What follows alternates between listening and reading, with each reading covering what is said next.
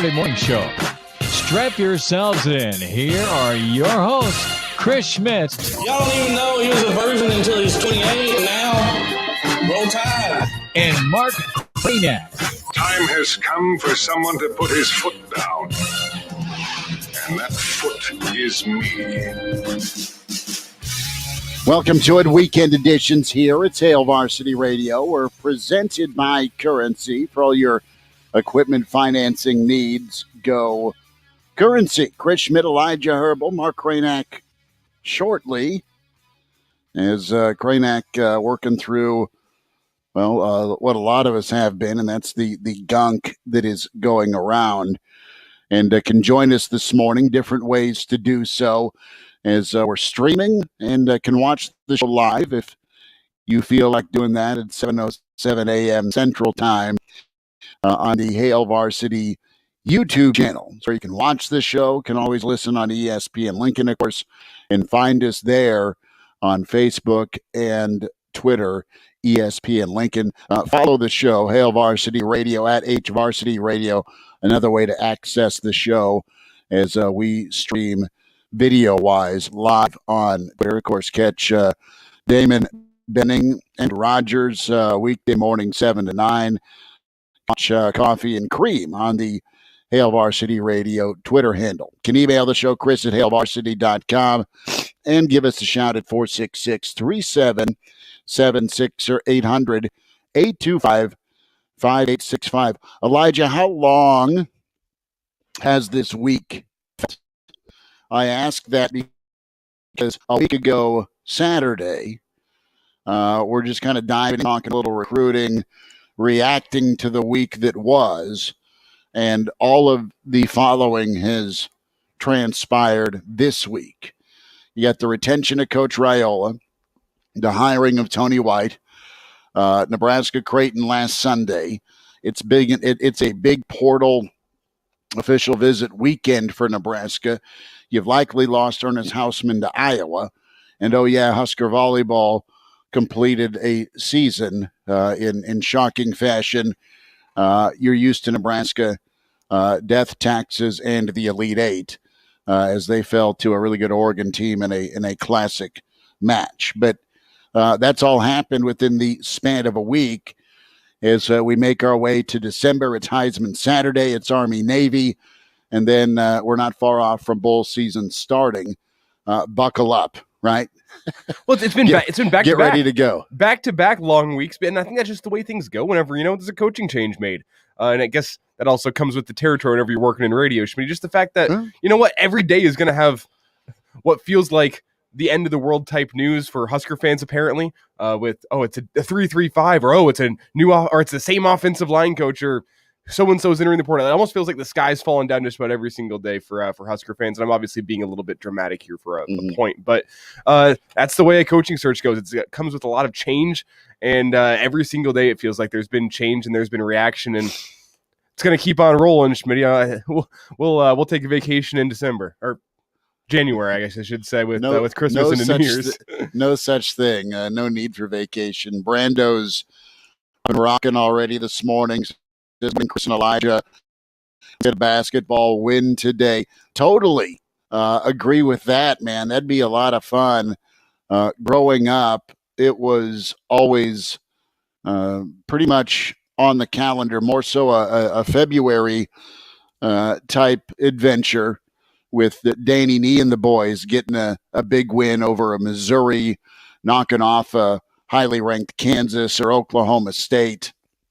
That always kind of start that push into March and finding your way to a 9 through 11 seed, except for 1990, where Nebraska was a 3 seed. But hey, number 4 comes in, and Nebraska's been on a bit of a tear when it comes to taking down top 5 teams. I kind of joke. I mean, you're 1-0 in the last 2 weeks.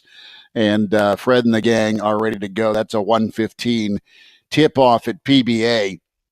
And Fred's going to have the pizza ready for all the Nebraska basketball fans, the student section. So be loud, be proud, get there, and enjoy. So, the thing that's dominated this week has been the retention of Donnie Raiola, and then coupling that with Tony White and the hesitation to blindly buy in to this newfangled, or at least new to the Big Ten 3-3-5 defensive alignment. I'm fascinated by it, and we spent a little bit of time yesterday on it, and I think you nailed it, the term being trust issues. You're excited as a Nebraska fan that, okay, well, some of you with Coach Rule being hired. There's also been blowback on him being the hire, right? So there's just all sorts of trepidation, careful footing being chosen by Nebraska fans right now, just because you don't want to get hurt.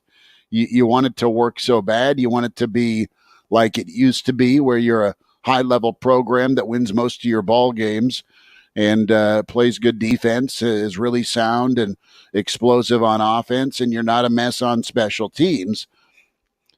And right now, you need to see it before you believe it, and I totally understand that, totally get it. But right now, as I ballpark this thing, I get Raiola. I do. And just kind of some of the feedback we got from Henry Lutoski yesterday as he joined the show. They're ready to work. They really seem attached to him. They were all attached to Greg Austin, but I think they like the mentality that a guy like Raiola has brought. He's a man of few words with his media settings, which is totally fine. And he's super intense. He's going to work you. And I think that the biggest thing, if you're to ask about faith and hope, right, if you're a Nebraska fan with the Rule era, with this thing working out, is that I think you're going to have communication and direction from the top on down. And there's a vision, there's a plan. Here's what will be implemented. And Elijah, you and I talk a lot of offensive line, and that is your key to success. And I look at the fact that you're going to have a set of eyes from Rule, probably some hands-on work from Rule. Ed Foley's no stranger to the offensive line. I know he's your special teams coach, but there's two more eyeballs, and then you have Raiola doing his thing. That's three people to help perfect this offensive line, and you're going to have a former Georgia fullback in Coach Campbell that will make sure all the big guys are in big-time shape. So you put that equation together, I think it's okay to be optimistic for Nebraska's offensive line. And the fourth part of this thing is Satterfield. I think you're going to have a pretty sound plan. Satterfield's the guy that huddled up with Rule on this thing. Hey, what do you think of Donnie? He's done an interview. He sat down with us for an hour. Here's his vision. Here's what he wants from the offensive line. Here's what he knows. Here's what worked for him at Wisconsin when he was a great player on that offensive line for Barry Alvarez. He knows one thing, and that's probably to kick ass and be physical and fire off the ball. So I think this Raiola hire to rewind, it had a lot of votes to get, right? Obviously the head coach, the final vote, but Satterfield, and then knowing Rule, he's checking around, and then it comes down to that in-person impression. And moving forward, it wasn't a settle as much as I think this dude can work, and my history helps me develop coaches as well as players. And that's how you got that decision on Tuesday. Well, and how many coaches have we talked to, Schmidt, that say, you know what, it's not coaches that are really getting the job done on the field. It's players that go make their coaches look very smart by going out and performing. So that's why I think less so the importance of Raiola and Satterfield and the coaching staff that Rule's assembled. I think that's very important. But what's really important is how are those guys going to be able to recruit on a huge recruiting weekend like this weekend is, with 17 official visitors in town checking out the campus, checking out the University of Nebraska. how are those guys able to go out there, recruit, and get some more talent in this team as a whole? Because I think that's what's really important right now, to be able to push, especially along the offensive line, these guys that have been starters for a couple seasons. You need guys that have real talent that, though they might not be starters, they're going to push these starters and make these starters worry every single day about their starting job throughout an entire offseason, throughout an entire fall camp, and push those guys to be great. And I think last offseason we saw just a little bit of that, but injuries kind of decimated the offensive line. And by the end of the season, you were running out of real true competition for these guys to be able to be pushing them from behind. It was more, well, who is left too? It's the walking wounded was the offensive line at times last season. So what kind of talent can you bring in? And I look at the offensive line in particular because of that's where you really need a lot of talent. But now with the 3-3-5 defense coming in, kind of defensive linemen, can you go get in the transfer portal and change the makeup of that defensive line and make it better fit a 3-3-5. At least that's what I think is probably going to be needed to make this thing work in the Big Ten. And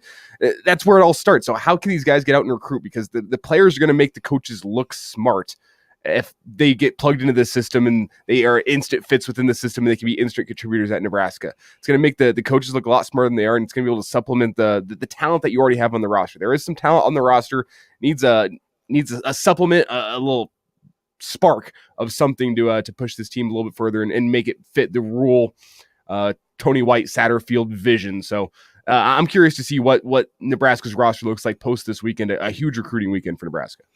It is. And I mean, Nebraska's lost 11 or 12 into the portal. That's not completely awful, not great, but I will say that when you retain Raiola, you eliminated more abandoning of the ship, right? I honestly believe, and Henry laid it out yesterday. There's a clip on Hail Varsity Radio that's up on Twitter of Lutoski talking about his portal decision, right?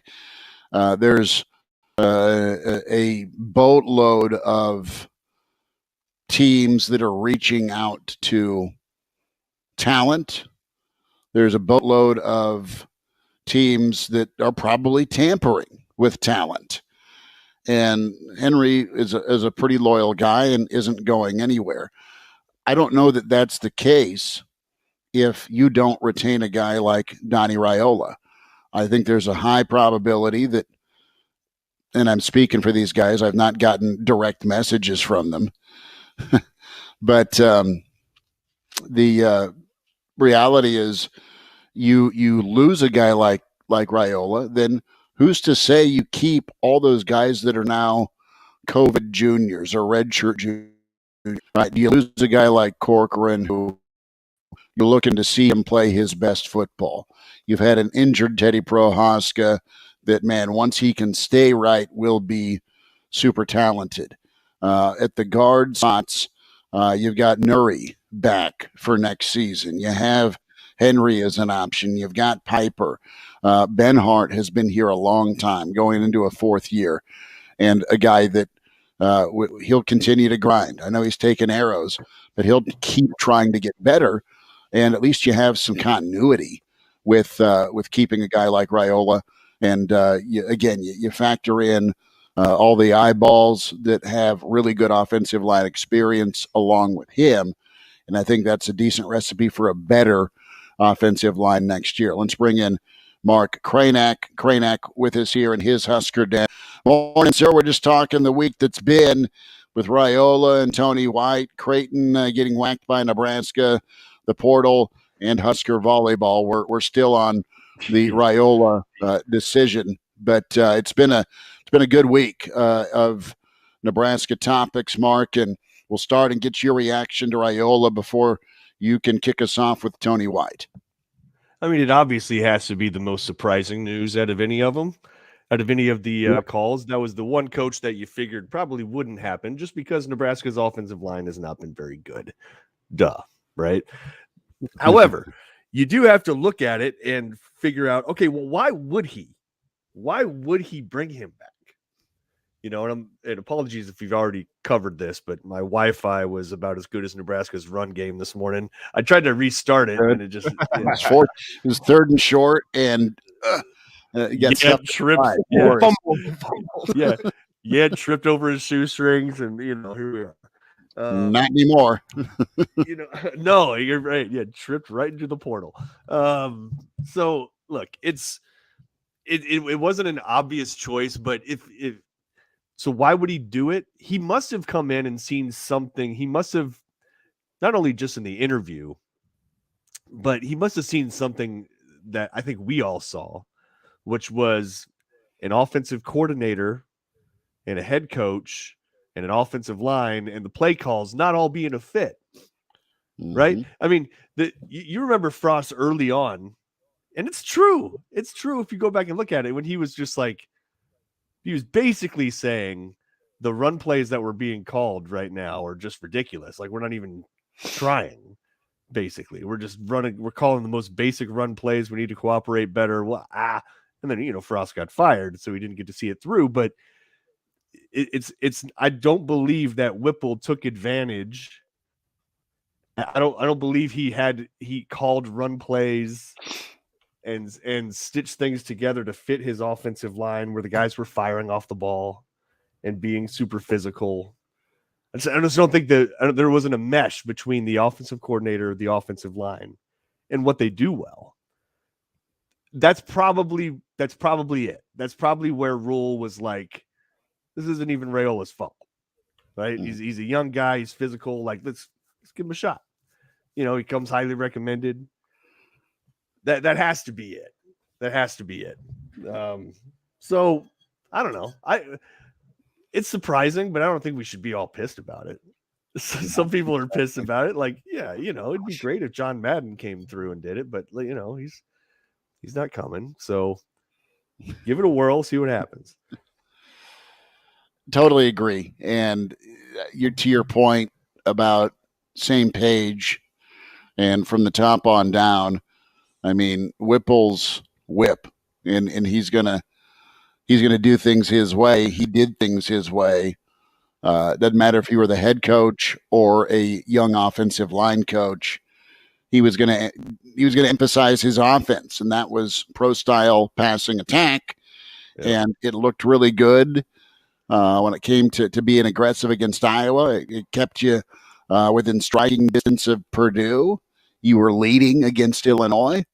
You put a sweet drive together with Chubba against Minnesota, but then you really got on some lean times because there was no way to. First and foremost, Boone 7. Still play calling is fine. And couldn't fix this season with everything else going on. It's a chicken or the egg conversation here. Do they suck at the offensive line because they can't run, or do they suck at the offensive line because the offense is not calling plays that are conducive to how the offensive line likes to play? And there's the chicken or the egg argument that we may never know. We'll know a little more next year. We'll know a little more next year. I'm just saying. I'm not saying this was the right decision. I'm saying this was probably why the decision was made. Right? Yeah, you're giving why. Yeah, who on? I don't think any of us are sitting on here like, dang it, Raiola is clearly the best person for the position. Like, nobody's making that claim. We're just trying to say, well, why did it happen then? Probably because of this reason, right? I mean, I don't know. I literally don't know a single Nebraska fan that was like, I don't know, but if this Rule guy doesn't keep Raiola, the hell's he doing? Like, I literally heard that from nobody. Like, nobody. You heard it. You heard it for Barrett Ruud.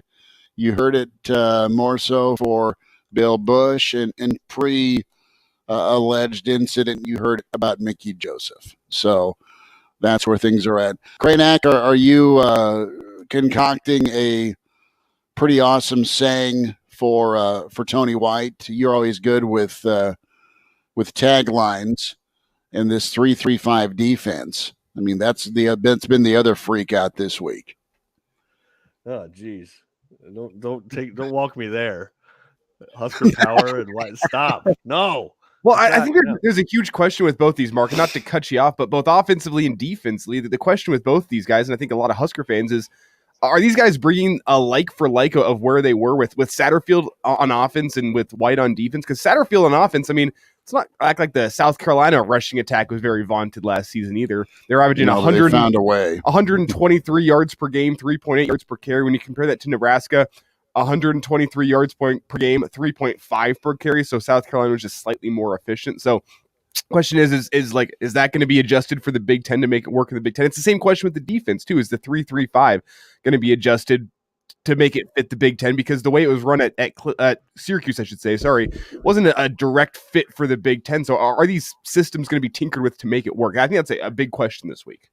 Yeah, and it's a fair question, and you have to assume that answer is yes, because if you're saying you're going to be physical and you're going to value the trenches, 1-for-1, both offensively and defensively from those coordinators can't happen. Just period. Nebraska doesn't have Spencer Rattler at quarterback that waves off all run plays anyways. I think that's going to help. That's true. That's not true. I didn't watch any South Carolina games, but I would imagine he would do that sort of thing. I like defensively the reaction that you're hearing from Syracuse and their players, right? Like that's the thing that I took biggest note of is they're pretty pit. They're like, damn, we're losing Tony White. Mm-hmm. Like none of them are like, good. Don't let the door hit you on the way out. Like which is what they are doing with Satterfield to some degree in South Carolina, right? Like, I mean, really, the response was very mixed with Tony White and Syracuse. Universally, the fan base, the players, they're all just like, damn, that dude's good. Like we're losing him, So that's something to keep an eye on. And think about this too. Yeah. With Satterfield, right? Kraynak, to your point, it's a different reaction. And think about how he ended. It was let's put up 63 on Tennessee. Let's go win in Death Valley, 31-30. They were clicking. You want to talk about walking out on a standing O with the way your offense is performing? He totally did it. And South Carolina fans like, good, take him. I mean, that's unheard of. You get to 8 wins. You crank out 2 of the best wins in college football, where you go in against Clemson. You have 2 top 7 wins. And the reviews have been mixed for South Carolina. I love the back and forth that's going on with the pro and anti-Whipple. And there's not a lot of pro Whipple folks out there, but I get if you are when it comes to designing or assigning blame to the ills of the Nebraska offense. And it is chicken or egg with run game balance. Whipple's not going to call a run because they can't run it. Well, Whipple we needed to call more runs because they get better if they do it, right? So how much of it was emphasized? It's interesting because it's just going to be another round and round argument here with what turned out to be a 4-8 season, but we're focusing here on Tony White. I'm excited because I think you're going to get an element of, aggression first and foremost. You're going to get some guys that will be recruited and coached up. That's the plan. But I think there are some really good athletes, guys, on this team, on this roster that White's going to walk into. And I think specifically Wright and Gifford are 2 guys, man, that are hybrids that I think can thrive in this defense. But you don't need any more linebackers going anywhere. And you need your defensive linemen that have been in the program to stay in the program. And that's to have a guy like Robinson and Feast figure it out and have some steps taken forward here by the Polar Bear right now. And then see what you can get from some of the young guys that have been in the program a while. Yeah, you really don't have a front 7 anymore, but you need something from a front 6 moving forward. Yeah, and who knows if they'll stick with that exact 3-3-5 and what that'll look like. And anymore, you're talking about your base defense. Mm-hmm. It doesn't mean that's what you call all the time, right? Like there will absolutely be time, like Nebraska did it this year. They got an even fronts and odd fronts. You can walk guys up.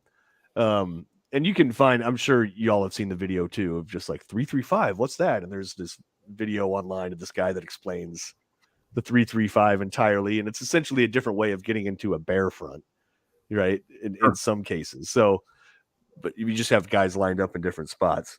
But you mentioned the key word aggression. And if you go back and watch, I've gone back and watched 2019 Baylor quite a bit because I'm like, okay, what does it look like when Rule has really firmly put his stamp on things, right? And then you go and watch Tony White, Syracuse last year, and that's the word, is aggression. It doesn't mean that they're lights out and they are top 5 everything and all world, but they are hitting. And there's no question about that. And if the offense gets something, they earn it. Particularly with that 2019 Baylor. If you go back and watch, one of the more interesting games to watch, I thought, was 2019 Baylor versus Okie State. And Okie State did get loose a couple times, but it looks like they were running for their lives the entire game. And they had, remember Chuba Hubbard?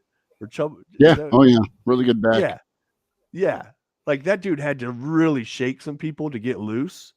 But I mean, there was serious level of physicality, serious level of hitting coming from Baylor. I think that's what you're going to get. Offensively, it was the same thing. It was just you just noticed that Rules teams on both sides were all good with collisions, and they wanted to deliver them. Tony White's of that same mold. Satterfield, I think you got to hold out a little bit just because look, he had Spencer Rattler. You can't judge him.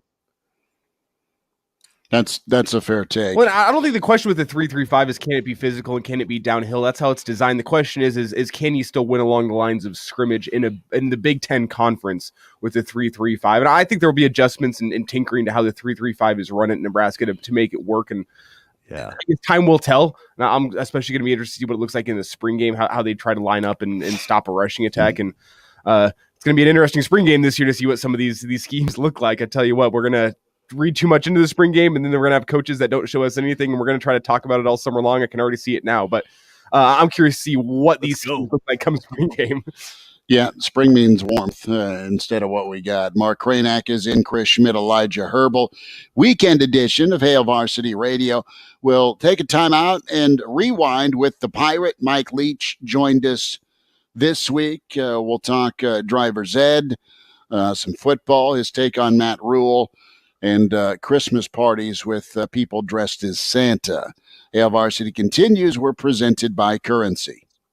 Hi, Sarah. I'm sorry I'm late. The traffic is crazy. Yeah, it is. And it doesn't help that gas prices have skyrocketed. I can't believe how much it costs for gas now. Everyone's talking about how much gas is, but I never pay full price for gas anymore. I just use the free Upside app, and I get cash back for every gallon of gas I buy. Wait a minute. Are you saying you actually get paid real cash when you buy gas with the Upside app? Yeah, real cash every time I buy gas. What? That sounds like it could really add up. I've made around $200 already. Wow, that's serious extra money. I'm downloading the free Upside app now. Download the free Upside app to earn real cash back every time you buy gas. Use promo code TANK10 for an extra 25 cents per gallon cash back in your first fill-up. You can cash out anytime right to your bank account, to PayPal, or an e-gift card. Just download the free Upside app and use promo code TANK10 for a 25 cents per gallon bonus in your first tank. That's code TANK10 for 25 cents per gallon cash back in your first fill-up. Cashback's not available in gas in New Jersey and Wisconsin. Football season is underway, so now is the perfect time to download FanDuel, America's #1 sportsbook. Because right now, new customers get a no-sweat first bet up to $1,000. That's free bets back. If your first bet doesn't win, just sign up with the promo code WIN. FanDuel has all your favorite bets from the money line to point spreads to player props. So sign up today with promo code WIN for your no-sweat first bet. Make every moment more this season with FanDuel, an official sportsbook partner of the NFL. Must be present in state where lawful to wager. 21 plus in select states. First online real money wager only. Refund issued as non-withdrawable free bets that expire in 14 days. Restrictions apply. See terms at sportsbook.fanduel.com. Gambling problem? Call 1-800-GAMBLER. Visit fanduel.com/RG. Colorado, Iowa, Michigan, New Jersey, Pennsylvania, Illinois, Virginia. 1-800-NEXT-STEP or text NEXT STEP to 53342. Arizona 1-800-789-7777 or visit ccpg.org/chat. Connecticut 1-800-9-WITH-IT. Indiana, Kansas 1-800-522-4700 or visit ksgamblinghelp.com. Louisiana 1-877-770-STOP. New York 1-877-8-HOPE-NY or text HOPE-NY 467-369. Tennessee Redline 1-800-889-9789. Wyoming, West Virginia 1-800-522-4700 or visit 1-800-GAMBLER.net. Get in the holiday spirit with Zoo Lights powered by LES. The Lincoln Children's Zoo transforms into one of the largest displays in the Midwest, including a 40-foot Christmas tree, over 30 lit animal silhouettes, a 60-foot light tunnel, and more. You won't want to miss the brand new light experiences added this year. Stop by a s'mores or hot cocoa station for tasty treats, or take a holiday train ride. Proceeds from Zoo Lights powered by LES directly support the zoo and animals in the winter months. Complete info and tickets at lincolnzoo.org. 5G is here, but the big carriers want you to sign a long-term contract to get access. Well, not anymore, because Straight Talk Wireless has rolled out 5G coverage nationwide with deals like our Silver Unlimited plan for just $45 a month and no contract. And get a Samsung Galaxy A13 5G for $149, all on a reliable 5G network. 5G coverage, 5G phones, less money. Straight Talk Wireless. No contract, no compromise. 1 month equals 30 days. 5G capable device required. Actual availability, coverage, and speed may vary. See latest terms and conditions at straighttalk.com. Research shows listeners prefer a personalized experience. So to help you remember, Liberty Mutual customizes your home insurance. We personalized this ad for Amber, who really misses boy bands from the 90s. Hey girl, I'm the cute one, here to tell you how Liberty Mutual customizes your home insurance so you only pay for what you need. I'm the heartthrob. The only thing I love more than you is Sadie. And I'm the other boy in the band everyone forgot about. Only pay for what you need at libertymutual.com. Liberty, liberty, liberty, liberty. President Kennedy called on Americans to ask not what our country can do for us, but what we can do for our country. We Nebraskans have always defined ourselves by our strong desire to help others. This holiday season, Serve Nebraska encourages Nebraskans to share their time and resources to offer a helping hand to those in need. Because this is what Nebraskans do. Nebraskans volunteer. Paid for by Serve Nebraska, aired with the Nebraska Broadcasters Association and this station. Husker fever thrives on ESPN Lincoln, 101.5 FM and 1480 AM.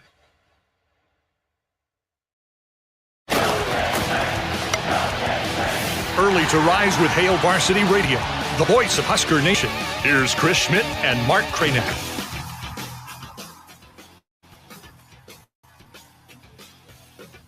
We will back with you at Hail Varsity Radio, presented by Currency. And we welcome in the head Pirate coach, Mike Leach from Mississippi State. Coach, we got some freezing rain today in eastern Nebraska. How you doing? You know, back when I was in Iowa and I didn't have any money, I had a 79 Cadillac DeVille, and I'd go out there and it would be covered. It looked like a sheet of glass. The whole thing covered with a sheet of glass. Trouble is you couldn't get a key in anything. You couldn't get anything to move. We eventually get an extension cord and a hair dryer and try to melt the keyhole. And even that was slow duty. Well, have you heard what they do in Alaska, where they'll actually go build a fire underneath their car to get everything de-thawed? It's seriously, yeah. I've always wondered about that a little bit. I mean, isn't that how you blow up a car?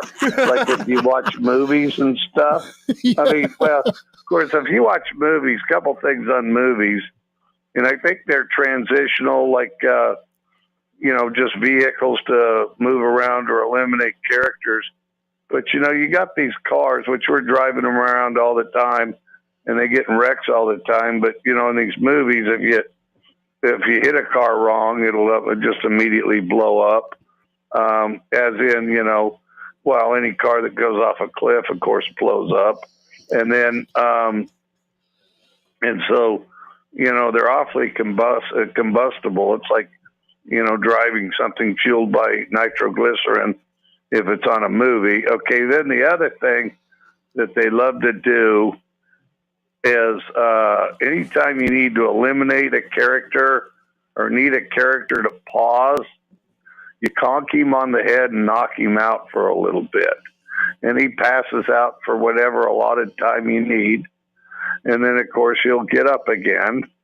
And, main characters may get knocked out several times while still prevailing in the end. And then, of course, villains will get knocked out until you can get past them or whatever's convenient, But the knocking out and yet, people come back bright and perky and letting it rip, Yeah. I think the concussion protocol people need to meet with the movie people and figure out how to recover in the fashion they do in movies. Mike Leach with us, Hail Varsity Radio, head coach, Mississippi State. the extension cord and hair dryer, a 79 Cadillac, dealing with ice and rain. Man, we've gone a lot of spots already. It's awesome to spend time with you. You gave us, we are ready to pack up and take off for Ireland, which we did to start the season. And you gave us the art of swearing. We love that last conversation. I want to stick with the driving topic.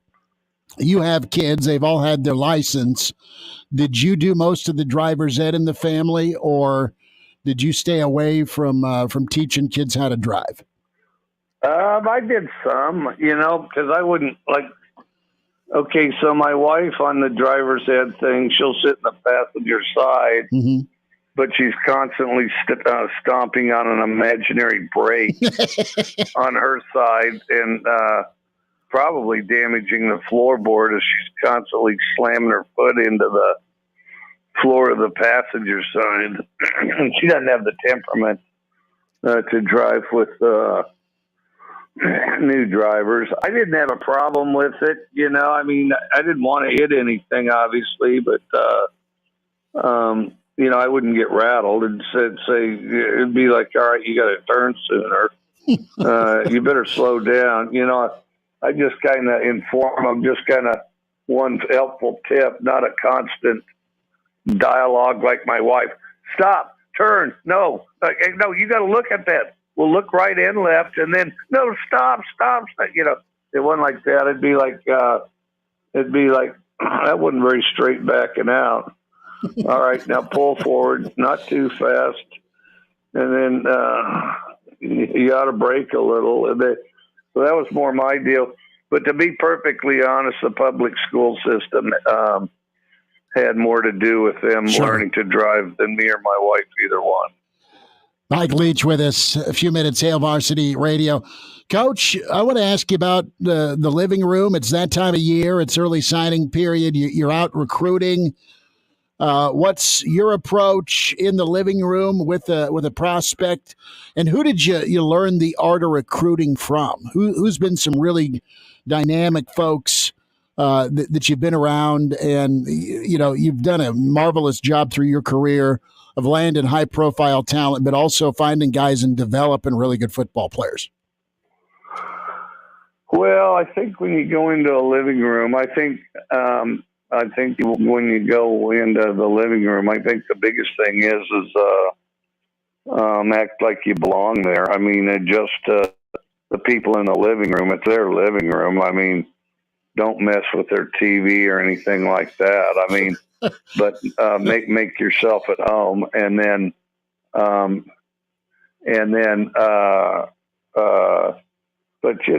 some guys come in just so wound up and uptight.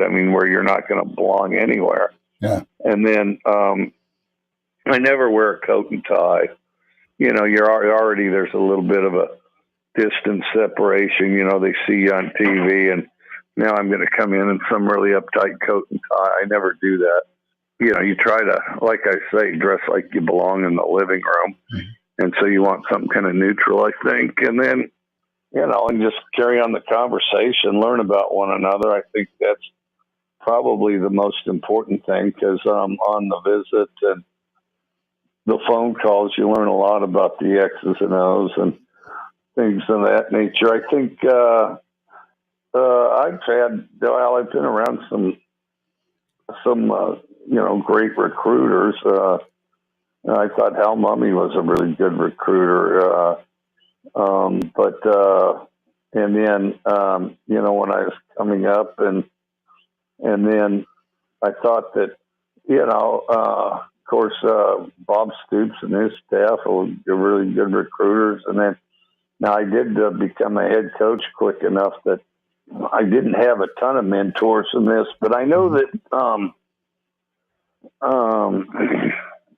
the one thing everybody thinks kind of the super salesman, slick car dealer type of guy is the best recruiter. I know some of the most kind of boring's not the right word, but kind of understated, just the facts, only football type of football coaches who are great recruiters.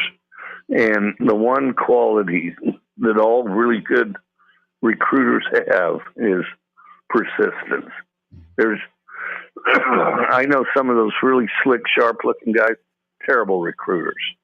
And I know some of the most dour-looking, grumpy football coach types, great recruiters. The one thing all great recruiters have in common is persistence, just persistence. Because you never know which call, which conversation, which letter is going to strike a chord. Persistence. Nothing replaces persistence. And then after that, you just got to be yourself. Those that are trying to not be themselves, I think, damage their effort. And then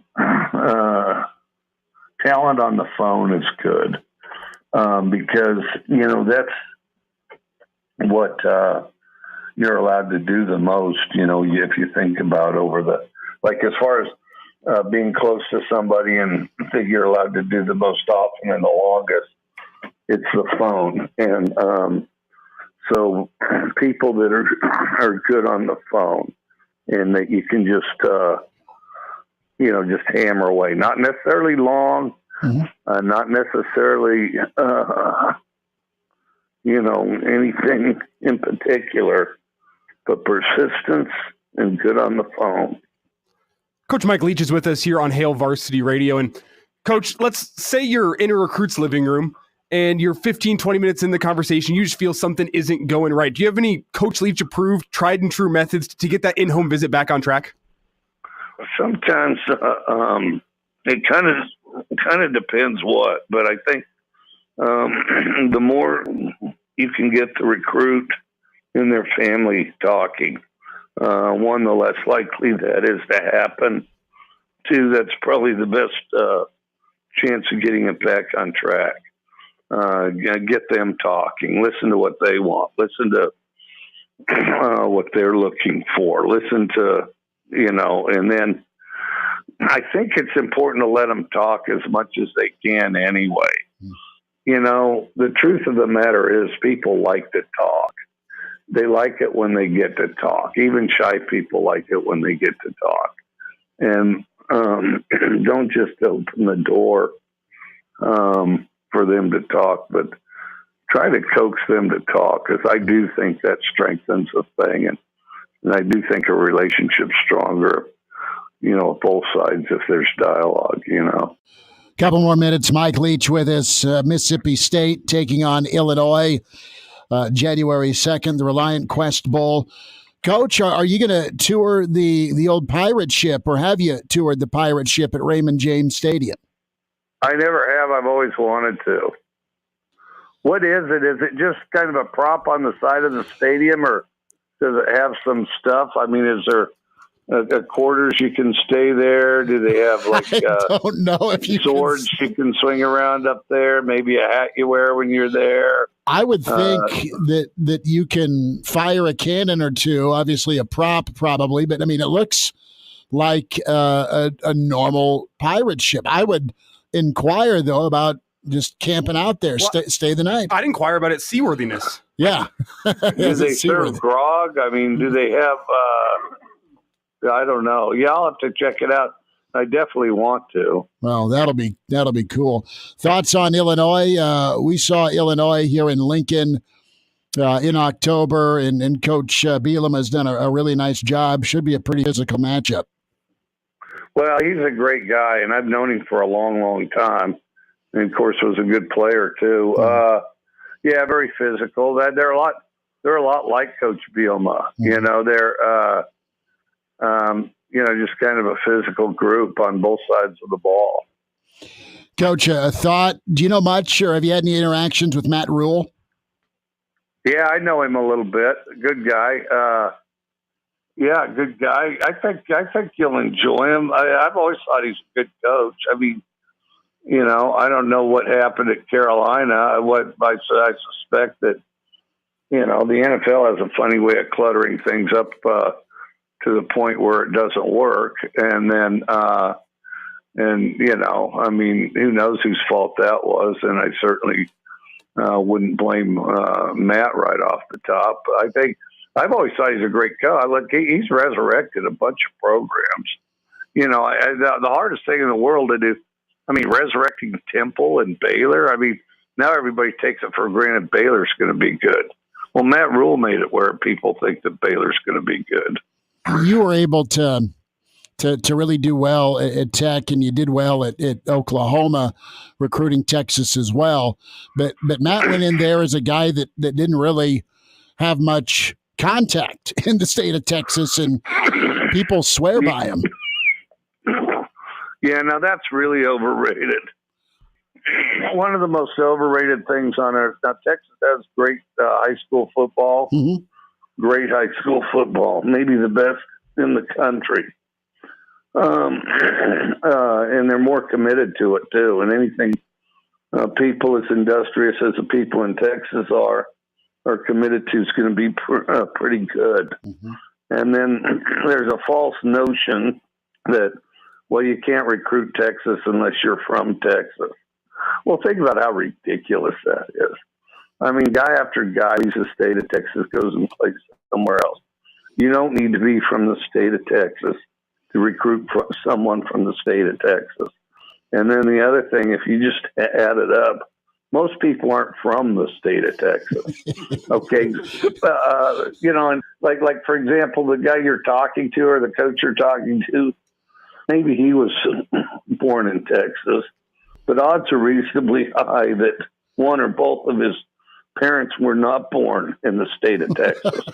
Texas has always been a place that's very much like the U.S., where people move in, move out, come and go all the time.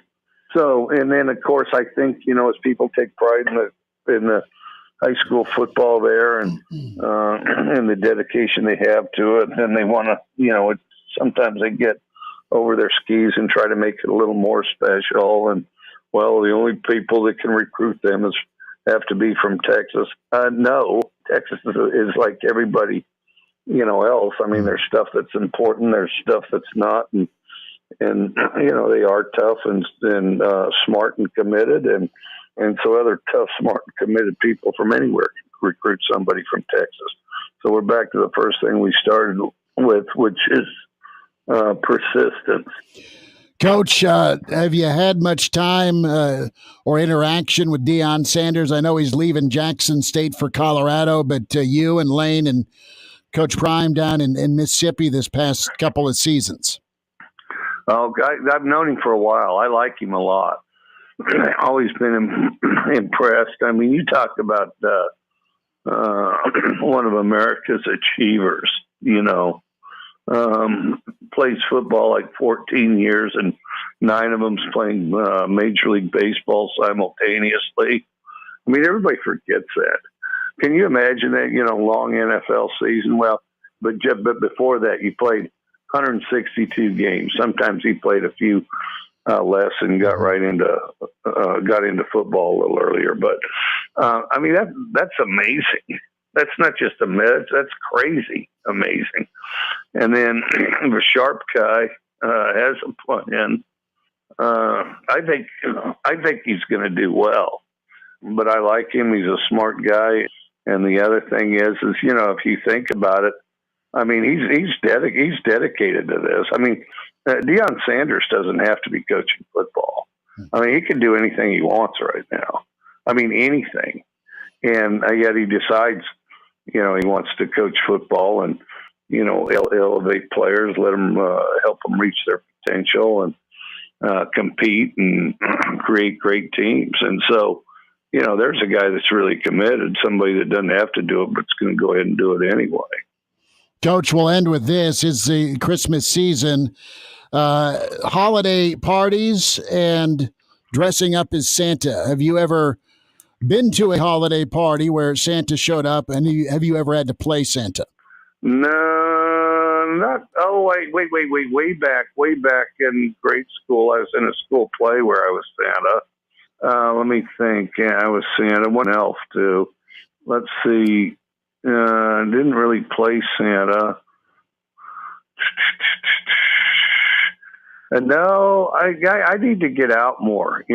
Part of it is we got bulls in practice then, but in not a lot of costume-driven parties. I don't know. Maybe it wouldn't be bad to take a lap through a Santa suit party. Male, female Santa suit party. Who knows what may go on afterwards? But just take a quick lap and get in and get out and just get the quick visual, and then stay out of harm's way, Mike Leach with us. Coach, Merry Christmas. Best to you and your family. We'll get caught up again, and but good luck in your bowl game. Always fun spending time with you today. Well, thank you, and Merry Christmas to you. Listen to this station anytime, anywhere on Odyssey. Odyssey is your new audio home for all the music, news, sports, and podcasts that matter to you. Odyssey. That's AUDACY. The great thing about your phone or tablet is having information right at your fingertips. Who's that guy in the movie? Where's the best deal? Stuff like that. Of course, for insurance, you can't beat your Battle Creek Mutual Independent Agent and the new Battle Creek mobile app. Carry electronic proof of insurance, review policy info, pay your bill, or connect with your agent, and it's ready to help if you have an accident. Download the app for your device at bcmutual.com. Battle Creek Mutual Insurance. Better together. The next generation of ED wave therapy is now at Limitless Male. Limitless pulse-focused wave therapy has clinically proven results for men wanting to improve their relationships. ED can be caused by age, heart disease, diabetes, or medication, and it won't get better on its own. Our new non-surgical wave therapy can help stop and potentially reverse damage. Take the ED quiz at limitlessmale.com. Get help from the men's health experts. May I have your attention, please? I am so delighted that we are gathering to celebrate. The Lincoln Wedding and Celebrations Show is back January 8th at the Embassy Suites downtown. Admission is free when you register online by January 6th. Visit with vendors including Sweet and Spicy Creations and enjoy a style show featuring Ellen Bridal, Complete Weddings and Events, and Studio SPS. The Lincoln Wedding and Celebration Show, Sunday, January 8th. Get your free tickets now at espnlincoln.com. Hello, neighbor. It is Animal, 4 Super C convenience stores where they feature Township 9 coffee, named for the Township Charter territory we now know as Lincoln, Nebraska. With a Super C punch card, I buy 5 coffees or fountain drinks and I get the 6th one free. And you can too. Start your day with a hot mug of Township 9 coffee. Choose your favorite flavor from Hazelnut Hill to Twisted Creek, or sample the seasonal blends. Get up and get your morning started right at any of the Super C 10 locations, where they're always happy to see you in the mornings. The votes are in, and now we know who's best of Lincoln. See for yourself at espnlincoln.com. Whatever you're looking for, Lincoln's best winery, best fitness center, best coffee shop, or best spa. We've got the winners in over 70 categories. Before you shop, eat, or call for service, check out the full list at espnlincoln.com. Who's the best car wash, the best appetizers, the best sandwich shop? Don't guess. Find out who's best at espnlincoln.com with the best of Lincoln. I'm meteorology meteorologist Laura Lockwood with your capital forecast. Highs level off around 47 today under clear skies, northwesterly winds 5 to 10 miles per hour. Tonight, lows around 22. Tomorrow, highs around 49.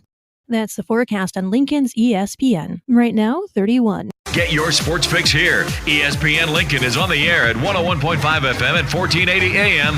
Online at ESPN Lincoln. From the John Henry's Plumbing, Heating, and Air Conditioning Studios, this is KLMS Lincoln, the capital city's Husker Authority. This is SportsCenter.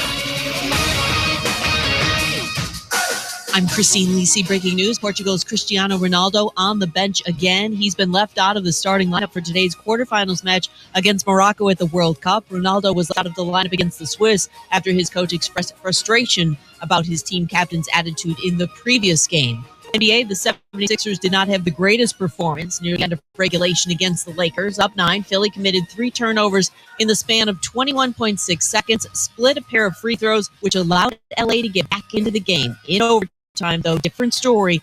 Philadelphia outscored Los Angeles 13-2 in the extra session, won at 133-122, 38 points, 12 rebounds for Joel Embiid. And I was trying to send the message to my teammates. We haven't been as good as we're supposed to be. Obviously, we have a lot of injuries, but it's time to go. So just setting the tone offensively and defensively. Obviously, they got a great player in AD. Just try to attack him, try to put him in foul trouble, and that opened up everything.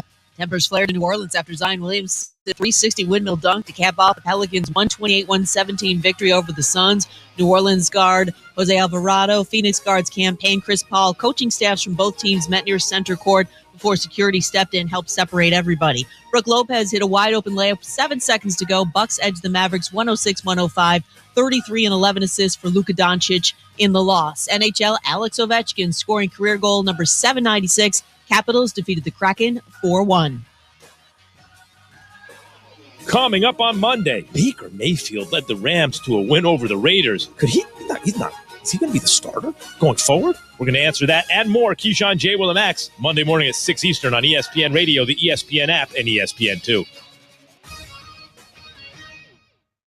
Will they find a home? Sponsored by Geico. Jane doesn't mind an apartment with no elevator. 5 flights of stairs is 5 plates of cardio. Bob is a little less enthusiastic about stairs. I hate stairs. Compromise is tough, but these two have to compromise when they bundle renters and car insurance with Geico. It's easy, and they could save even more. In the end, Jane and Bob found an apartment that's a 4-story walk-up. And Bob? Yeah, there's a freight elevator she doesn't know about. What were you talking about? Oh, nothing. Bundling without compromise at Geico.com. What's for dinner? Burgers? After last week, no thanks. Avoiding foods due to fear of diarrhea, gas, bloating, stomach pain, or loose, oily stools? It may not be just stomach issues. It could be EPI, or exocrine pancreatic insufficiency. EPI can cause uncomfortable symptoms because it's a condition where the pancreas doesn't release enough digestive enzymes to break down food. But EPI can be managed. Use the symptom checker on identifyepi.com and talk to your doctor about your symptoms. That's identifyepi.com. Sponsored by AbbVie.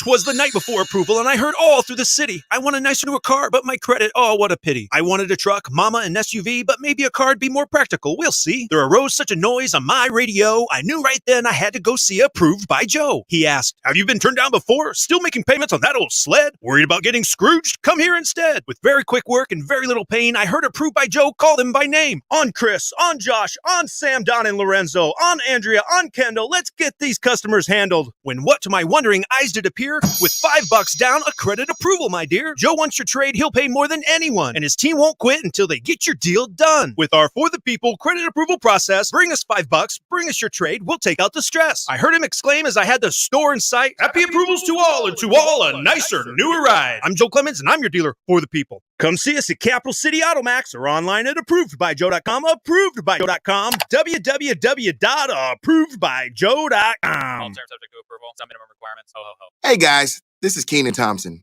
I have a problem with you. Yes, you. None of y'all told me that AutoTrader has millions of new and used cars that I can shop from home. I thought we were friends. I put smiles on your face, but I'm not smiling. No one told me that with AutoTrader, a dealer can deliver cars to my home or that I could shop by price on AutoTrader. No one. Consider this friendship that you just learned we had officially over. Finally, it's easy. AutoTrader. So I switched to Boost Mobile and got this free Samsung Galaxy A23 5G phone. Why do you think they call it the Galaxy? Maybe because the Samsung Galaxy A23 has a huge screen, and galaxies are huge gravitationally bound systems of stars rotating around a supermassive black hole. And the phone is free? When you switch to Boost Mobile. Cool. You lost me at gravitationally bound. Switch to Boost and get a free Samsung Galaxy A23 5G phone. Boost Mobile. Unleash your power. Limited time offer while supplies last. New customers only. Excludes tax. One device offer per line. Only available on certain networks. 5G not available everywhere. Additional restrictions apply. See your local Boost store for details. Listen to this station anytime, anywhere on Odyssey. Odyssey is your new audio home for all the music, news, sports, and podcasts that matter to you. Odyssey. That's AUDACY. May I have your attention, please? I am so delighted that we are gathering to celebrate. The Lincoln Wedding and Celebrations Show is back January 8th at the Embassy Suites downtown. Admission is free when you register online by January 6th. Visit with vendors including Sweet and Spicy Creations and enjoy a style show featuring Ellen Bridal, Complete Weddings and Events, and Studio SPS. The Lincoln Wedding and Celebration Show, Sunday, January 8th. Get your free tickets now at ESPNLincoln.com. There's never any FOMO with the iHeartRadio. You won't ever have to miss out on your favorite shows and contests with this radio station again. Radio 24/7, 365. We're here when you want us. Stay connected and listen anywhere when you download the free iHeartRadio app. Get your sports fix here. ESPN Lincoln is on the air at 101.5 FM and 1480 AM. Online at ESPNLincoln.com. The Hail Varsity Radio Saturday Morning Show. Strap yourselves in. Here are your hosts, Chris Schmidt. Y'all don't even know he was a virgin until he's 28, and now roll tide. And Mark Kraynak. Time has come for someone to put his foot down. And that foot is me. Back with you, Tower 2. It's Hail Varsity Radio Weekend Edition, presented by Currency. For all your equipment financing needs, go Currency. Chris Schmidt, Mark Kraynak, Elijah Herbel. We're working with Brandon Vogel from Hail Varsity shortly. We'll get him connected and check in with Vogues, our managing editor from Hail Varsity.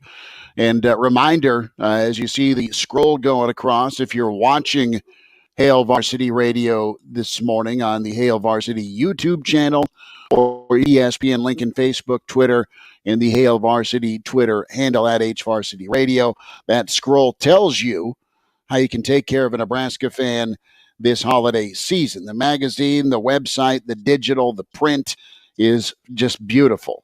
It is absolutely incredible, and it's for that Husker fan in your life. $10 off when you subscribe and log on today, hailvarsity.com/subscribe.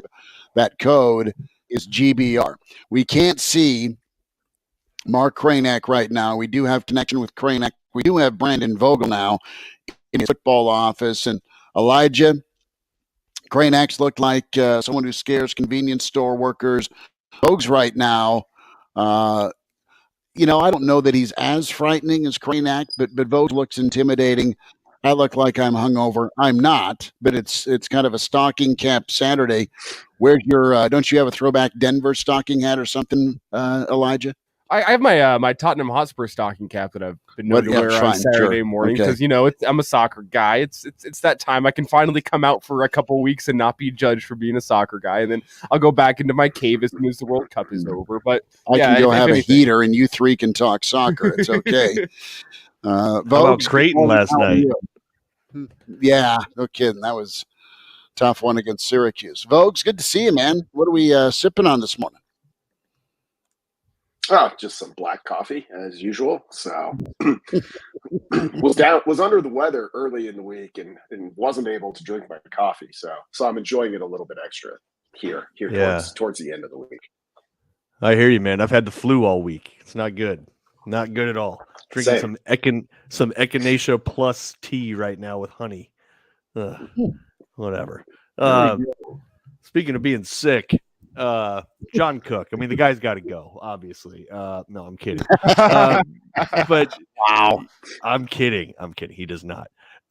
This was an interesting year volleyball-wise, though, as Nebraska falls to Oregon in 5 sets in the NCAA tournament, does not advance to the Elite Eight because of it.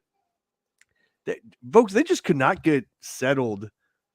It just feels like the entire year was sort of tinkering and experimenting on offense in particular, and they just literally never – I don't think he ever found a lineup that he was fully comfortable with offensively. I would agree, and I think that really is the story of, I think, why this season ended the way it did, particularly, that match against Oregon. I was talking with Jacob Padilla, our, day-to-day volleyball beat writer, a little bit about it.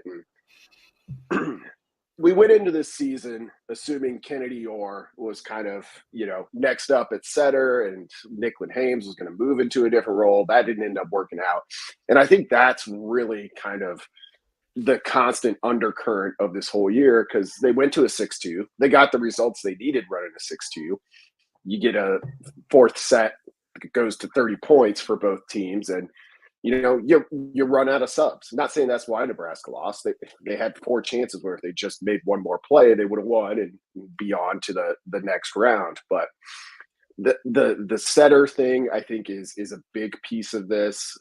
Just that uncertainty there is not something we've seen from Nebraska very often. And then when you do go to that 6-2, it changes all your rotations for those other positions. So you had a lot of moving around. Unsettled is, I think, definitely the theme of this 2022 year now, having seen it all play out. Brandon, I know that's a long way off, but if you have an early look ahead to next season in terms of getting this roster settled back down and getting a little bit more consistency, what do you think this volleyball team needs to either add this offseason or improve upon? Yeah, I mean, they need to figure out, I think, first and foremost, is Kennedy Orr going to be the center going forward, or are you looking for something else there? I mean, Nebraska, we don't talk about transfer portal much outside of football and a little bit of basketball, but Nebraska obviously has opportunities to upgrade there. They've done that in the past. I think this young group of kind of outside hitters, opposite hitters, all in their own ways and all kind of at various points in the season showed some real progress. So, Batenhorst, Lowenstein, Krause, that's kind of your next wave. And they've already played a good amount of volleyball, 2 full seasons for most of them. So they'll probably go as far as that group takes them. And we'll see. Nebraska has recruited extraordinarily well over the past couple of cycles. So there's always going to be competition there, but those are kind of the knowns you have going into 2023. Brandon Vogel with us this morning, weekend edition. It's Hail Varsity Radio. Vogue's over to football, and when you look at guys that are still currently on the roster, and I know that's a day-to-day thing with the portal activity, but when we talk Tony White, who are some guys and some names on this roster you're excited about transitioning to this aggressive style that Tony White will bring? Well, I think getting Jamari Butler back out of the portal was perhaps an early example of that. He's technically an edge rusher, but is versatile. It also kind of matches, I think, the overall Rule profile in that when he signed with Nebraska, I think he'd only played 1 year of high school football. So a guy who came in a little bit raw on that front, but we've seen this coaching staff, it doesn't view that as a downfall a lot of the time. In fact, it often seems like it might be a little bit of upside. So he was a player after he decided to come back to Nebraska after putting his name in. That immediately jumped to mind. The safeties are going to be a huge, huge piece of this. When you look at run fitting in a 3-3-5, that's obviously only 6 guys in the box. So a lot of the times, particularly in the Big Ten, you're going to need more than that. And a lot of times in this defense, traditionally, that comes from the safety. So I think of a guy like Miles Farmer. Marquise Buford had a really strong, I think, season. May not be that kind of classic gap filler in terms of size, but those two I think are going to end up being essential. And then someone like Gifford, the nickel really needs to be a versatile player in this too. And he showed some pretty good flashes, I thought, this year as well. Brandon Vogel's with us here on Hail Varsity Radio. And Brandon, you mentioned transfer portal and Jamari Butler deciding to withdraw his name and come back to Nebraska. And I think it kind of continues a trend that I wasn't expecting this week of that, it hasn't really been a transfer portal exodus. And one of the things we talked about whenever we were reacting to the Matt Rule hire was the fact that we're probably going to see some more roster attrition post-spring, and maybe there's guys biding their time and waiting and seeing what that's going to look like. But what is your reaction to that, the fact that, it hasn't really truly been the transfer portal exodus, and I think really the only name that's gone into the portal that's maybe been unexpected has been Ernest Hausman. It's just is that the NIL factor with Nebraska? Is that the fact that guys really don't know what new talent's coming in, that they don't know what their playing time's going to be like next year. What do you think the reason for that is? The fact that, it hasn't truly been the transfer portal exodus that some of us have expected. Yeah, I think I kind of give a little bit of a nod of good job towards the coaching staff, because on the one hand, you could look at this as, if you're a player, particularly seeing some of these transfer portal numbers over the first week, like, it probably makes sense, if you can, to be a little bit patient and just like hear things out, see where things are going, because there's still so much to be decided. For some of those defense players, they didn't know who their defensive coordinator was until 2 days ago. That said, it's really easy also to be like, hey, this is a change here. Like, got a lot of respect for those guys and what they did, but I'm just going to make a clean break and look for something else. So I think you're right. Nebraska probably has the potential to be a little bit more active in the second transfer window, soccer term, Elijah, which will be post-spring. And that'll probably be the bigger one to watch, because at that point, you won't just have had conversations with coaches. You'll have gone through the entire kind of spring semester off season at that point. Brandon Vogel with us here at Brandon L. Vogel on Twitter. And Vogues, I want to go to the offense here and the offensive line and Donnie Raiola. And if you were to put a theory together as to, all right, you're drafting top problem for the offensive line, and we've laid out the missteps, we've laid out the inability to run it, we've laid out the pressures allowed, but you've got peer programs that have recruited these same guys, so there's talent. If you were to circle the biggest issue, the offensive line, moving forward, what is the top fix for Raiola? What's the faith level like that he can get that changed for 2023? Clearly, Rule and company believe he's part of the problem, part of the solution rather, and not the problem.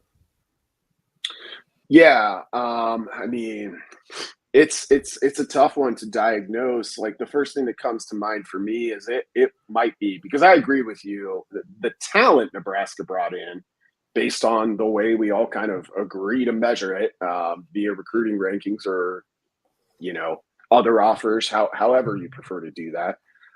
Nebraska's line didn't raise any alarm bells when they were recruiting and signing those players. Like, it all looked pretty good there, but there's like 7 major O-line specific stats at Football Outsiders. I think 5 of those, Nebraska's best ranking was in 2018. So that's when you had whoever you had, the holdovers, Gerald Foster, Tanner Farmer, guys like that.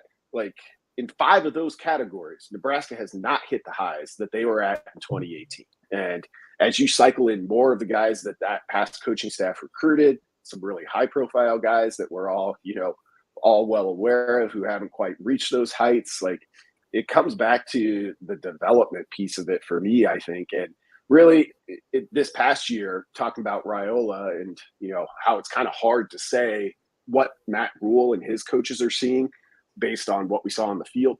Like, they only got better in 2 categories over the past season. That said, most of those categories had been sliding for at least a season before that, sometimes even 2. Brandon Vogel is with us on Hail Varsity Radio as we talk Nebraska and offensive line. When you watch, I'm assuming you've gone back and watched some like 2019 Baylor and, some 2018 Baylor, and just trying to see what does a Rule offense look like. Granted, different offensive coordinator, but, when he has all his pieces in place. And what you see is you do see some creativity in the run game, and you do see that they are not shy at all about pulling guys from one side of the line to the other, and just doing a lot offensively to get bodies moving.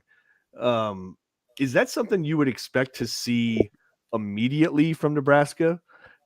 As far as like this year, do you think that they're going to get creative? Do you think they're going to get physical? And for all we talk about the offensive line, if you get Prohaska, you get Newili back, and you bring all these other guys back, like the conventional wisdom on O-line is when you bring guys back, you get better. Do you think Nebraska has a chance to legitimately be better earlier than maybe Rule has shown he gets a team ready in his past? Yeah, possibly. I mean, it's hard to feel super confident about that for me, just based on what we've seen recently. But if you get a fresh set of eyes, a group of coaches, a play caller who maybe are better able to diagnose, like every offensive line, no matter how good or bad it is, has strengths and weaknesses, right? Who is better able to play to their strengths, I guess basically a better use of resources, whatever resources you may have. I think you can see some gains right away. I would expect, Nebraska under this new regime to again try and put an emphasis on the run game. I think Nebraska wanted to do that over the past 4+ seasons, but I never felt like I saw the full creativity that they had possible in that the run scheme. So that's a piece of this. That said, experience on the offensive line matters a ton. Offensively, the only, quarterback and receiver are probably most important, but I would put O-line not far behind either of those. And Nebraska, based on what we know now, should be experienced. That said, it was the most experienced O-line coming in. Maybe Maryland's was higher. One of the top 2 in the Big Ten in terms of snaps played coming into this year. So, it's everywhere you look with this offense. It's offensive line. It's kind of a puzzle and hard to know. Like, is it the talent? Is it the development? Is it the coaching? So a lot to sort out there up front for the Huskers. Brandon Vogel's with us here, a Saturday morning edition of Hail Varsity Radio. And Brandon, if we stick on the offensive side of the ball, a lot of question marks, and as you talk about the puzzle around the offensive line, but one of the biggest question marks on this offense is still Casey Thompson, and I'm not sure when we're going to get a decision on what he wants to do, but do you have a read there on what that decision may be, and how important do you think it is to this offense in 2023, whether or not Casey Thompson's under center? I mean, it would be a nice luxury to have somebody with as much experience. I think I personally felt like, listening to Casey at most of those weekly press conferences, like he is clearly a very mature player, which you'd expect. He's been in college football for a while, but that doesn't mean you're going to display those traits necessarily. And he did, in my mind. So you look at South Carolina and Spencer Rattler, a quarterback who can run the football, but probably prefers not to. Like, I think that's a good example of, could Casey Thompson work in whatever Satterfield's hoping to run here? And I think the answer to that is yes. So getting him back and having that option would be nice for Nebraska. It'd be a little bit of a security blanket. That said, as we get a little deeper into this portal era, I think we're seeing, just based on the numbers, like, you're probably going to be able to find a quarterback. You're almost always going to be able to find wide receivers. The tough parts then become both lines. That's where you don't, I think, want to be real transfer reliant. That's a good take. That's your development area, right? I mean, that's you may sprinkle in, like yesteryear in the JUCO ranks, when you think about some pieces like a Farley or a Levante that made your defense go from really good to great, that type talent. But you develop on the lines of scrimmage, and then you reload through the high school, and maybe again you sprinkle in some depth there. Vogues, I'll get you out on this. Jeff Sims in town this weekend, part of a massive official visit weekend. He's part of the portal crew. And I know Georgia Tech didn't have the year they wanted, but, man, he looks like a pretty dynamic quarterback. A, have you seen much of Sims? B, his fit as you could apply it to Satterfield and this Nebraska offense? Yeah, I think the fit is there. And, Sims was a very highly touted quarterback prospect, like one of the big early recruiting wins for Jeff Collins at Georgia Tech, and that obviously didn't play out the way Sims or Collins or Georgia Tech fans wanted it to. But he played a lot of football there, like even as the team kind of wasn't seeing the results it needed to keep Collins in that position and build towards what they hoped it could be. He started a lot of football games, and nobody supplanted him. That can be a good thing, bad thing. But when I think about Georgia Tech and Jeff Sims, beyond the numbers, like what I was able to watch of the Yellow Jackets over those seasons, like I didn't come away thinking, well, that's the problem. So as a transfer candidate, like totally makes sense. A guy who's played a lot, a guy who has a high skill level. So not surprised to see Nebraska's interest there. Vogues, enjoy your weekend. I'm glad you're feeling better. Sip that coffee. Do you have holiday lights up on the Vogel homestead, or are you kind of like me and you let others go Griswold? Yeah, I leave that to others. I like it in principle, like just a little bit, but then I'm always like, do I really want to get on a ladder? And most of the times the answer to that question is no. No. It's a safety thing. I totally get it. It's a lazy thing for me, but safety first. I love it. Vogues, we'll get caught up soon, and thanks for your time today. Sounds good, guys. Thanks.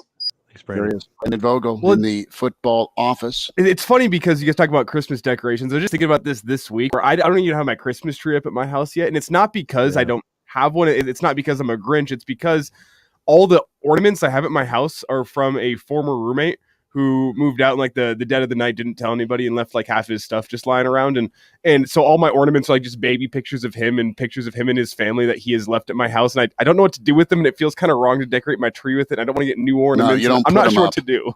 It's kind of funny though. We put it up last year with a whole bunch of baby pictures of a guy who no longer lived at our house, which is funny, but also once you do it back to back years, it's no longer funny now. It's just kind of weird. So yeah, it's kind of sad in some ways. That's tough. If you want, we can send you some pictures. I'll send you some. I'll get Schmidt up on the tree. I'll get Kraynak up on the tree. Yeah, creepy too. What else do you want in life? Mm-hmm. Yeah. Dahmer had a tree like that. I'm kidding. Oh no. Reminder, your friends at Alumni Hall today having an autograph session with the Husker offensive lineman, the Pipeline. Henry Lutoski with us yesterday. Really good to chat with him, get his perspective on things, but also Pipeline Jerky there and 25% off. Just great items for that Nebraska fan in your life. Need a new hat, new season, new coach, some Adidas gear, some Columbia options. Alumni Hall, 1120 P Street. Just want to send you a reminder from noon to 2 today. So maybe you're headed down to see Nebraska Purdue. Tip off at 1:15. There's clearly plenty of time for you to go pop into Alumni Hall and get some Husker gear, some swag, and pictures and autographs.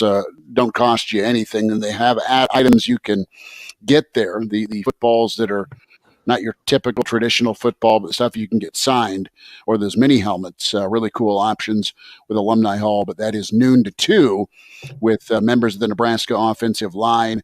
And really awesome samples, too, of your friends at Pipeline Jerky. Got to meet Dave yesterday. Just a quick reminder. We tell you about the Hail Varsity special going on, GBR. Savings when you subscribe to Hail Varsity. Get that Husker fan a subscription as well. HailVarsity.com/subscribe. Subscribe, user code GBR. We'll wind down the Iron Horse. Coming up, Gary Sharp with us. It's Hail Varsity Weekend Edition presented by Currency. You've got your very own handyman to help remodel your home.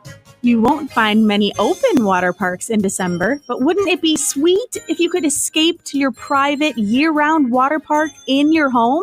Think of Handyman Home Remodeling Center as your water park shopping mall. We don't sell water slides or diving boards. But we do have bubbling bathtubs and rainforest showers, where at the end of a grueling day, you can relieve stress and Try before you buy. Step into one of our many bathtubs. Run the water in our showers. Turn on one of our stylish faucets and feel the warm water against your skin. Remodel your bathroom with Handyman. And one day soon, you'll slide into your new soaker tub, close your eyes, and think you're floating down a lazy river in summer. For the very best in home water parks, bathrooms, come to Handyman. Under the arch on Sun Valley Boulevard, Lincoln. You see the deer, you see Bambi. I see antlers up on the wall. Hey, Kirk, there's one now. Hey, get out of the road! Hey, Shoo, get out of Todd Spidell, body shop owner, terrible driver. It's getting that time of year that we start repairing a lot of deer hits. We really don't like to see so many deer get hurt. So Kirk and I are out here on the interstate trying to keep the deer off the road. This year we're being proactive. Hey, Todd, there's some more. Hey, all right. Shoo, get out of the road! Hey, move top of the cars. So if you hit a deer, think Spidell Body Works. And meanwhile, we'll be out here trying to keep you and the deer safe. Hey, there's one more. All right, get out of the road. Look out! What? Look out! Well, at least the deer's safe. Oh, well, back to Spidell. Accidents happen, even to good drivers. If it happens to you, call Spidell Body Works. We won't try to sell you a car, change your oil, or paint your car for $2.99. But if you want your vehicle fixed right, Spidell Body Works is your best decision after a collision. Get in the holiday spirit with Zoo Lights powered by LES. The Lincoln Children's Zoo transforms into one of the largest displays in the Midwest, including a 40-foot Christmas tree, over 30 lit animal silhouettes, a 60-foot light tunnel, and more. You won't want to miss the brand new light experiences added this year. Stop by a s'mores or hot cocoa station for tasty treats, or take a holiday train ride.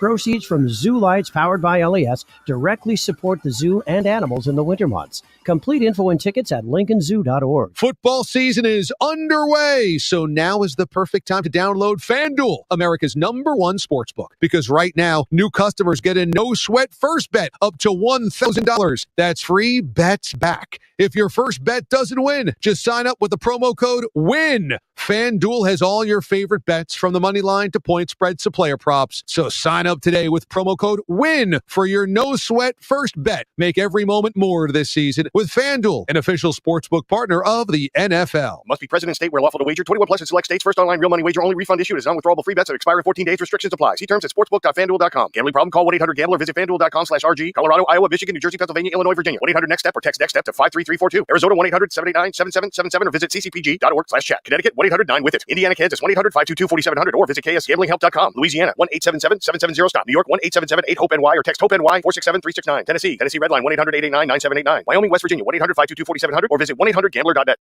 Hi, I'm the conservation coach. We're on the road promoting Lower Platte South NRD's forestry programs. Did you know they sell seedlings to landowners? They've got low-cost options for less than $1 each. That's less than a cup of lemonade. You can buy seedlings online November through March. And check out cost sharing on bigger trees for civic groups who need lots. Get your baby trees and pick the forestry program that's right for you at lpsnrd.org. Get in the know. First, your game lives on Lincoln's football station. ESPN FM 101.5, 1480 AM. Glad to have you back. Yes, sir. You heard me right. Here are the guys, Schmidt and Kraynak. Well, Hector, here's the game plan. You're going to bring us 2 absolute martinis. You know how I like them straight up. And then precisely 7.5 minutes after that, you're going to bring us 2 more. Then 2 more after that every 5 minutes until one of us passes out. Excellent strategy, sir. Back into it. It's weekend edition. It's Hail Varsity Radio. Chris Schmidt, Mark Kraynak, Elijah Herbel. Jake Peets is going to be staying in the NFL with Sean McVay. Reached out to a couple of folks last night with a question mark about Peets, and he's been rumored. And I think when push came to shove, Peets is a guy who's, he's an analyst in the NFL, but I think that's going well. There's more responsibility being given to him by McVay. And you've got some young kids in Jake's family from a schedule and lifestyle standpoint. It's just a little bit more conducive to having, family and kids, even as busy and crazy as the NFL is, to stay where he's at. But don't kid yourself, Jake Peets with his relationship with Matt Rule, I'm pretty confident that Jake Peets helped sell Nebraska to Matt Rule to help get this hire done. So Nebraska's still in search. We welcome in the Iron Horse, Gary Sharp, with us. Are you still in Big Sky Country, bud? How are you? Yes, I am in Bozeman. Hey, let me add a little bit to what you just said about Jake Peets. So Jake was all set, as we know, to join Matt Rule's staff, and he speaks glowingly about Matt Rule and kind of what you said, Schmitty, and what I was told yesterday morning is that Jake just had a change of heart. You know, as you were alluding to, he assessed the situation that is non-football and, you know, just decided that where he's at now is there's some stability there, and that's where he wants to be. It's no knock on Nebraska, because I will tell you that Jake Peets absolutely loves Matt Rule. So, you know, Nebraska now will have that opening that, you know, we all thought was taken care of, and they'll try and find somebody that they can add to a staff that, well, any news this week? Anything going on other than I'm in Yellowstone looking for John Dutton? Gary, I need a quick clarification. This is the case of JP Baker Mayfield lead a 98-yard game-winning drive, and it reinvigorated his love for the Rams. It wasn't that? No, but I mean, the Rams might have kept their season alive because of Baker. I don't know. You know, it's a weird. He's had such an interesting football career of who he's worked for, where he's been, and I just think that there's part of the experience here and the experience in the NFL. And, you know, I think he sees his future probably in the NFL a little bit more. But again, it's not a knock on Nebraska. This is just somebody made a personal decision that is best for their family. And, you know, you can't knock him for that. It's just he would have been a nice addition to Nebraska's staff. But now, you know, you lean on Rule and Satterfield to come together to find their quarterback. Sharp, a thought with well, you're looking for Beth Dutton, I think, not John Dutton, in big, but you know, make sure you got ice for your jaw. But I want to just get into the week that's been, man. I mean, there's a billion things to ask you about. First, Raiola. Second, let's talk a little bit here about Mr. White. Yes, science. Well, let's start with the defensive coordinator, because I don't think that drew as much ire as the retaining of Donnie did. Say what, it's kind of an out-of-the-box thinking hire. And, you know, if you look at, first of all, a 3-3-5, which now I think everybody has dived into the 3-3-5 and how it will work with Nebraska's roster, how it will work in the Big Ten. Does Nebraska have good enough defensive linemen? You know, I think there's also the adjustment. You know, Marcus Satterfield, 5 different spots, has run 5 different types of offenses. So there's going to be some tweaking there. But I really like this hire. You know, if you look at his progress, and I think it was important to have somebody as a DC that has called plays before. You know, not somebody that you're promoting that has been a linebacker coach in the NFL, and all of a sudden they're getting an opportunity to be a DC. I think you've had called defensive plays. And Tony White's resume is really impressive. This is a hire that's really got me intrigued, because he has made incremental progress wherever he has been, kind of year by year, and especially what they did at Syracuse. But here's how I kind of judge. When you're putting together a staff and somebody leaves from another staff, another part of the country, to come to your staff, I want to immediately hear what the fans' reaction is, because, you know, fans we're all defensive and offensive coordinators, and in this state we have 1.9 million people that are offensive line coaches. You always say, oh man, I hate the coordinators. Well, look at the response from Syracuse. There are a lot of people that are really disappointed that he left. They understand it, but they're disappointed that he left because of what he was building at Syracuse.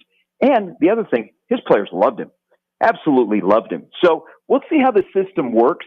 But I think this is a really good out-of-the-box hire when you're putting together a staff that so far really has all kinds of connections to you that you worked with before. Now you went to get somebody who you believe what they preach and what they teach, that it can work for you on a side of the ball where I think you'll be further ahead on that side of the ball than you will on offense in 23. I want to jump ahead of you here. I just want to make a point real quick. And you mentioned the fan sentiment, Gary, and fan sentiment's important, but also Michigan fans were calling for Jim Harbaugh's head 3 years ago, so they're known to be wrong. Yeah, but in this case, it's a defensive coordinator that very few people know the name off the top of their head. And in a place like Syracuse, where, you know, Dino Babers turned it around this year because he was on the hot seat. just the fact that fans, and then I'll go with this. I'll go a little bit step further, and I get what you're saying, Elijah, is there's media people that cover Syracuse on a daily basis, and they are like, whoa, this is a hit to the Syracuse football program. Gary Sharp with us on Hail Varsity Radio. I think one of the hallmarks of his defense is they actually do create havoc. And I don't know. It's almost like more than anything, the thing that gets me excited about Coach Rule and his staff, Gary, and I'd like to get your take on this is, there was a lot of talk with the last staff where the actions didn't line up, right? There was a lot of talk about, hey, let's get turnovers, let's create havoc. But then you called a fairly conservative defense where that didn't happen. That's going to be different this time around if White is able to implement the style of defense that he has shown that he does. And those guys get sacks, they get picks, they get fumbles. It is truly an aggressive style. Do you expect to see that immediately when he comes on board? I do. And that's a great point, Mark, because we talked about that. How come Nebraska, one, can't force fumbles, and then Nebraska hardly ever seems to recover fumbles or get interceptions? And they talk about it a lot. I mean, Eric Chenander talked about, hey, we got to be a defense that's physical, but we got to take the football away. And that just never happened. But I agree with you wholeheartedly, Mark. I think when I look at the guys on that side of the ball, that's a big deal, is to create havoc and force turnovers and pick up fumbles and that kind of stuff. And that could bode really, really well for a quick change for the defense to go headed in the right direction. I think as we all dive into Coach White's resume, you're going to see some things that have been mentioned. Hey, we got to do this to be good in the Big Ten on defense. That actually Tony White have done. So, maybe for the first time it'll come true, because it is amazing through Eric Chenander and even further back that Nebraska just can't seem to take the football away on defense. And maybe this is the turning point with who you're hiring and what they're preaching. And not only preaching and teaching, but they're following through on it. Gary Sharp with us, Hail Varsity Radio. Let's move into basketball, only because it's coming. We can get back to football if we want to later. But hello, number 4 Purdue's coming. This is the same week, by the way. It's like a year ago, but it's the same week that Nebraska knocked off Creighton and then went to Indiana and didn't have Sam Griesel and just couldn't cut into that, kind of 8 to 12 point advantage. And Indiana was able to outlast Nebraska. But man, what a difference a year makes, Gary. Watching Nebraska Purdue last year seriously looked like varsity versus JV, just in terms of size difference. It was unbelievable. It was just like Nebraska has no chance against a team like that is so physically superior to what Nebraska is. Totally different this year. I'm not saying these guys are going dancing, Gary, but it feels like if Griesel is healthy, and we don't know if he's going to be healthy today or not, based on the, he missed last game with some flu-like symptoms. But if he's in, Nebraska's a big physical team that truly just won't have too many matchup issues. Do you expect Nebraska to keep it close today if Griesel is in? No. All that build-up? No. I think Purdue is the number 1 team in the country, and they have a 7-footer that is an absolute beast in Zach Edey. Now, I don't want to sound harsh here, and it all depends on Sam Griesel. And, if he plays, is he 100%? Because you saw against Creighton to Indiana how much of a difference he makes. There is no doubt that this basketball team is built differently. It almost feels like year 1 for Fred, where he realized his mistakes and then started over and put together a roster that you can win in the Big Ten instead of trying to do what has, gave him success at Iowa State.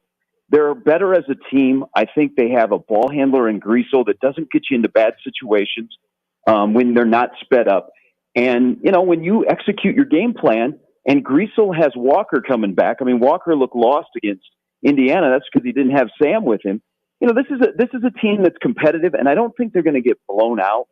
But they still have some deficiencies because Griesel and Walker, probably every game you can go, okay, these guys are going to be consistent. But who's my third option? Bandemill and Gary are going to give you quality minutes, and I thought Gary was really important against Creighton. But what kind of consistency are you going to get out of scoring out of Wiltshire? I think they'll play really, really hard today. I think it'll be a really good atmosphere. I mean, You're going to have Matt Rule at halftime, and you got Purdue. Purdue, again, is a behemoth. I think they're the number one team in the country. But it all depends on where are we at with Greasel. Because if Sam can play, then that gives you a shot. But if he can't play, then I really worry about Nebraska, because I think Purdue's guards will get in on you, and they will touch you on every possession, and they will make you work. And at least Sam is a little bit bigger that he can handle that. So I don't know. I think it's going to be a really, really tough test today for Nebraska, with or without number 5. Gary Sharp with his weekend edition, Hail Varsity Radio. Sharpie, I want to go to the weekend official visit for Nebraska. You've got some portal guys. You've got some 2023 guys. Name me a couple of guys that are on your radar that you're interested in. Do you see any potential commitments for Nebraska this weekend? Well, you don't know. It's such a whirlwind. And I give credit to the staff for you start kind of the week. It's been such a weird. It's been a typical Nebraska football week. You have a deep bit of a guy who I think is a really good player in Ben Bramer. You have Donovan Raiola is retained, and we try and explain the why, and people are not, why would you keep him, and what's going on, and I don't know, trust Rule. Okay, I trust Rule. He's an offensive line guy, so he's probably going to run the offensive line, but Donovan's going to have the title. And then you get to this recruiting weekend where all of a sudden things picked up, where you got some names on campus of positions of need, and there are some significant positions that need help. I mean, that defensive line for Nebraska is really, really light in the shorts, and you need some bodies in there.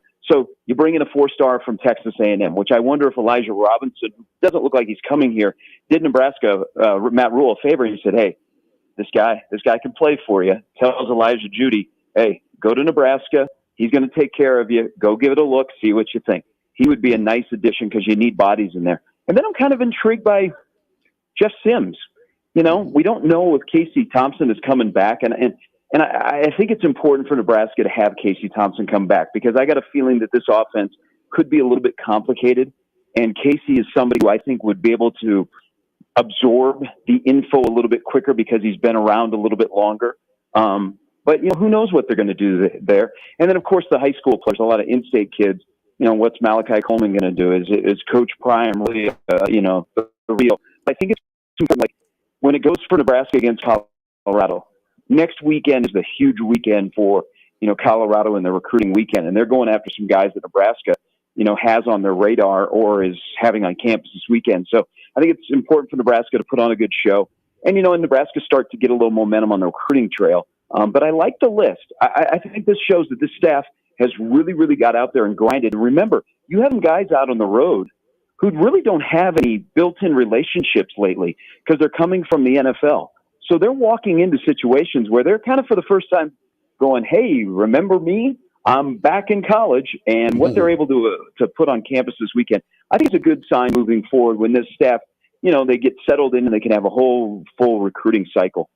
Gary, let's flip this around from potential additions to departures and the Ernest Hausman situation. It's a good visit to Iowa apparently this week, and some recruiting experts putting predictions that Hausman will be a Hawkeye next season. What's your read on the Hausman situation? Oh, that'd be quite interesting next Black Friday.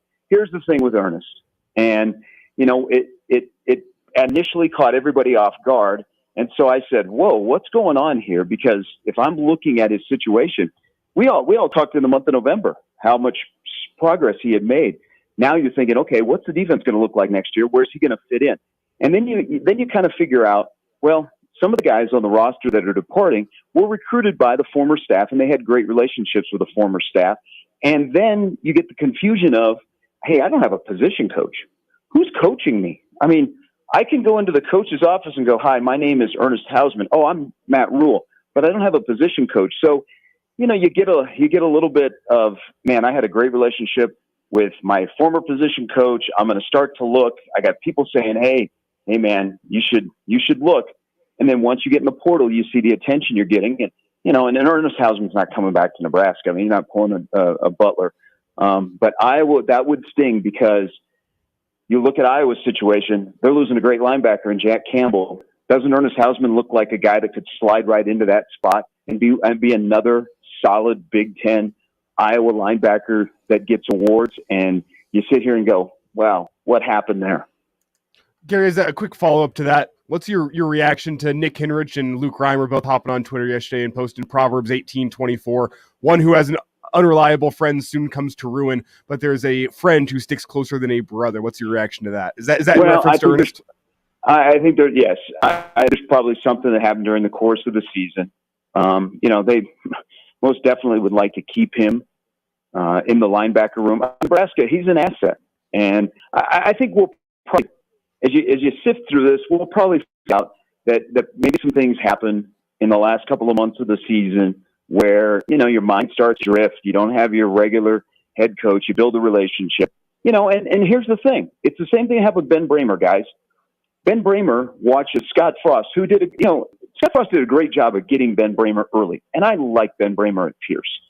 But 30 minutes after Frost was fired, Matt Campbell was on the phone. Okay.